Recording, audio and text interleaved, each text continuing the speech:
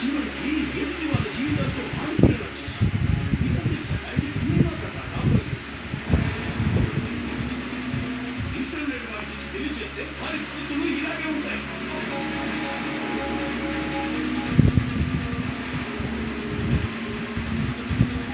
వంశీకరణగా నేనున్నాను. నా కంఠంలో ఊపిరి ఉండగా దానికేం జరగదు.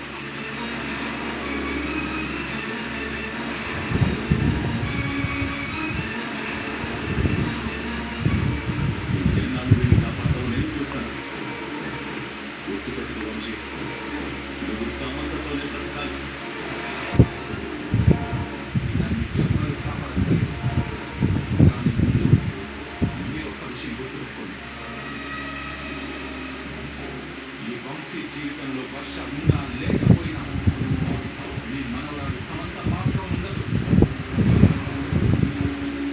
అది చూస్తాను, మీ ఇద్దరి అంతా చూస్తాను.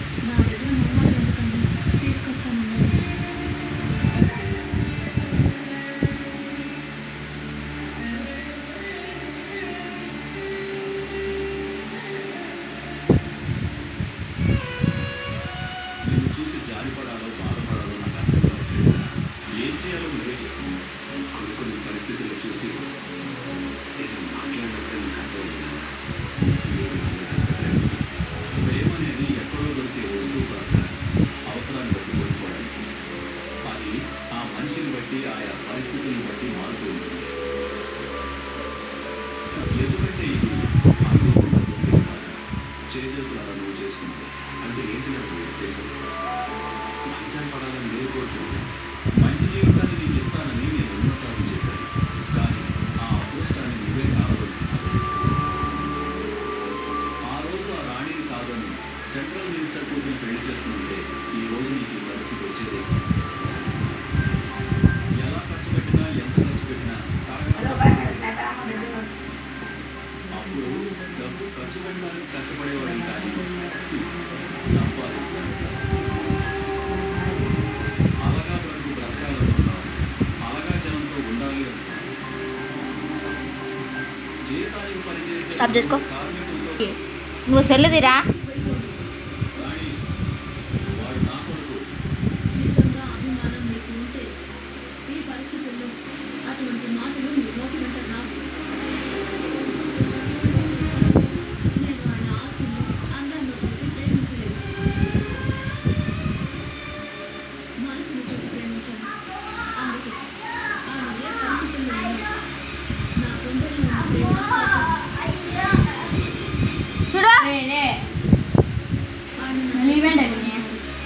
దీనికి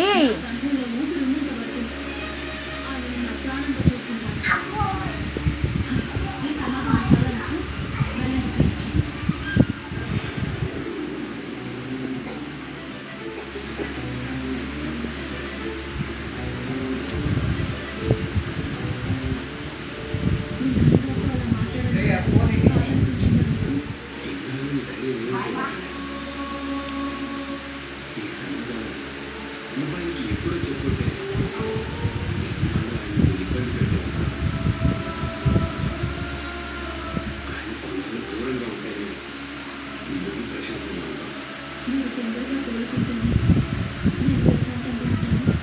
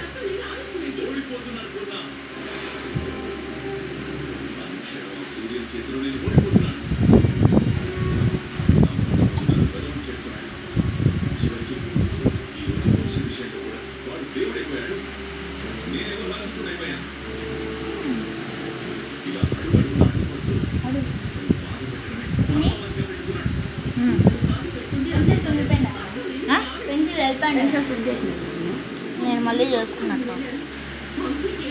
స్టాప్ చేసుకో, స్టాప్ చేయి. కానీ ఎంతసేపు అవుతుంది?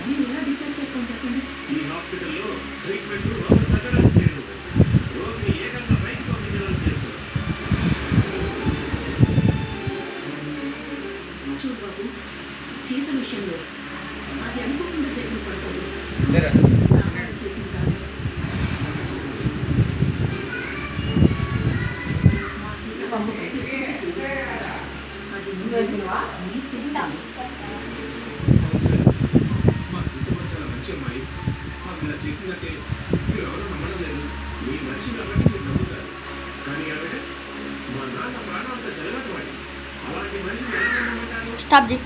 చేసిందేమీ లేదని విమర్శలు. ఛత్తీస్గఢ్ లో మావోయిస్టులకు మరో ఎదురు దెబ్బ. బీజాపూర్ జిల్లా ఎన్కౌంటర్ లో 12 మంది నక్సల్స్ మృతి, భారీగా ఆయుధాలు స్వాధీనం.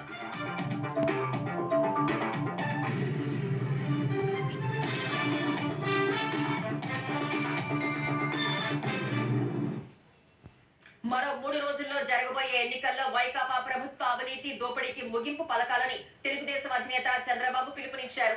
ఉండి ఏలూరులో ప్రజాగళం సభలో పాల్గొన్న చంద్రబాబు ఈ ఎన్నికల్లో అత్యధిక మెజారిటీతో కూటమి అభ్యర్థుల్ని గెలిపించాలని కోరారు. జగన్ అహంకారి, సైకో, విధ్వంసకారుడన్న ఆయన ప్రజలు వేసే ఓటుతో తాడేపల్లి ప్యాలెస్ బద్దలు కావాలన్నారు. ఏపీని గంజాయిమయం చేశారన్న చంద్రబాబు ప్రజల భూముల పత్రాలపై జగన్ ఫోటో ఎందుకని ప్రశ్నించారు.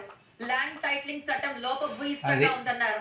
రాబోయే ఎన్నికల్లో కూటమి అభ్యర్థుల్ని గెలిపిస్తే సకల జనుల అభివృద్ధి కోసం పని చేస్తామన్నారు. పోలీసులకు రద్దయిన అలవెన్స్లన్నీ ఇస్తామని, హోంగార్డుల జీతాలు 18,000 నుంచి 25,000 రూపాయలకు పెంచుతామని చంద్రబాబు హామీ ఇచ్చారు. ఈ ప్రభుత్వానికి బుద్ధుందా? ప్రభుత్వం నడిపే స్టాప్ చేస్తాను. అరచేపు ఉండు, నేను కూర్చుంటాడా? ఎంతసేపు ఉంటుండేది? మీకు తెలియజేస్తున్నా, రాష్ట్రాన్ని గంజాయిమయం చేశారు, రాష్ట్రాన్ని డ్రగ్స్ ఇప్పించి స్టాప్ చేసుకో. సుప్రీంకోర్టు మధ్యంతర బెయిల్ మంజూరు చేసిన నేపథ్యంలో జైలు అధికారులు ఆప్ అధినేతను విడుదల చేశారు. జైలు నుంచి విడుదలైన ఆయన అక్కడకు భారీ సంఖ్యలో తరలివచ్చిన ప్రజలకు అభివాదం చేస్తూ ప్రసంగించారు.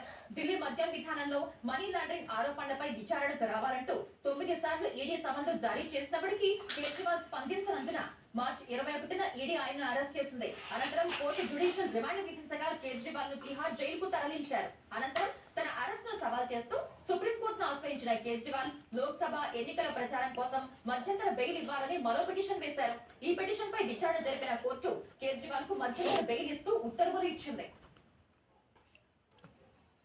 ఢిల్లీ మద్యం కేసులో తనకు బెయిల్ నిరాకరిస్తూ రౌస్ అవెన్యూ కోర్టు ఇచ్చిన తీర్పుపై భారత ఎమ్మెల్సీ కవిత ఢిల్లీ హైకోర్టును ఆశ్రయించారు. ఢిల్లీ మద్యం వ్యవహారంలో ఈడీ, సిబిఐ కేసుల్లో కవిత బెయిల్ పిటిషన్లను ఈ నెల 6న రౌస్ అవెన్యూ కోర్టు కొట్టేయగా ఆ తీర్పును ఆమె ఇవాళ ఢిల్లీ హైకోర్టులో సవాల్ చేశారు. కవిత పిటిషన్ లో ఢిల్లీ హైకోర్టు విచారణతో స్వీకరించగా వాదనలు వినిపించేందుకు గడువు కావాలని ఎన్ఫోర్స్మెంట్ డైరెక్టరేట్ కోర్టును కోరింది. ఈ మేరకు గడువిచ్చిన ఢిల్లీ హైకోర్టు తదుపరి విచారణ మే 24కు వాయిదా వేసింది. ఢిల్లీ మద్యం విధానం మనీ లాండరింగ్ కేసులో మార్చి 15న కవితను ఈడీ అరెస్ట్ చేసింది.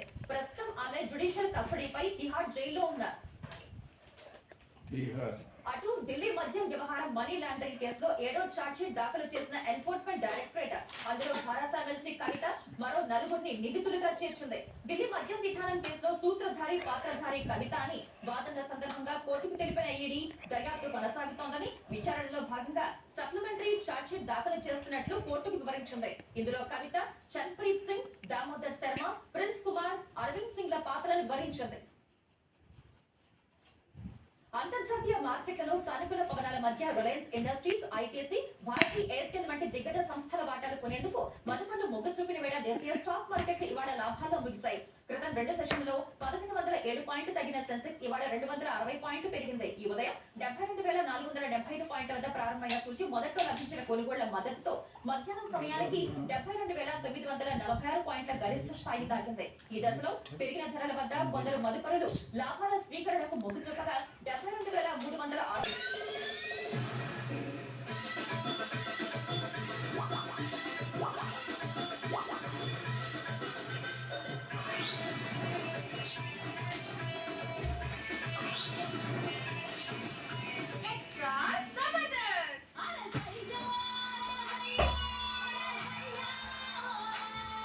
ఓరుగల్లుకే పిల్ల పిల్ల ఎన్ను పూస కల్లు కల్లు మన్నదే ఓర తుమ్ముదే నువ్వే పిల్ల ఏకవీర నువ్వులా ఉన్నవే జబనాల ఓ మధుమాల జబనాల ఓ మధుమాల నివి పగడాల లేక పగడాల అగ్నినాలకు కిలాగా చిములేస్తున్న చిత్తరంజిలా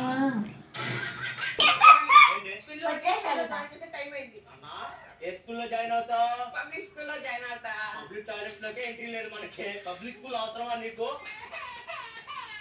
పాపం. ఇదిగోండి నా ఫ్యామిలీ చెప్పడం కాదు కానీ చాలా మంచి ఫ్యామిలీ మాది. ఎందుకంటే మాకు తరతరాల నుంచి ఒక ఆచారం ఉందండి. మాకు ఎవరన్నా ఏదైనా హెల్ప్ చేస్తే తిరిగి అదే హెల్ప్ చేసేదాకా మేము అసలు ఊరుకోవాలి. అన్నం తినం నిద్రపోం ఏంటో మా ఆచారాలు అలాగే ఉంటాయి ఫస్ట్ నుంచి కూడా. అవునే ఏంటి పక్కింటోడికి లిస్టులు ఇచ్చి పెట్టామంట ఏంటి సంగతి? అదేనండి మనం మీకు ఊపిరి ఆడపోతే పక్కింటి ఆవిడ వచ్చి మీ నోట్లో నోరు పెట్టి ఊదిందా? నేను అలాగే పక్కింటి ఆయన కొంట్లో బాగపోతే నోట్లో నోరు పెట్టి ఊదా. కాకపోతే మీరు బతికారు, నేను నోరు పెట్టగానే అటు చచ్చాడు, నోరు పెట్టగానే అటు చచ్చాడు. సరే ఆవిడకి మరి నేను ఇస్తాలే.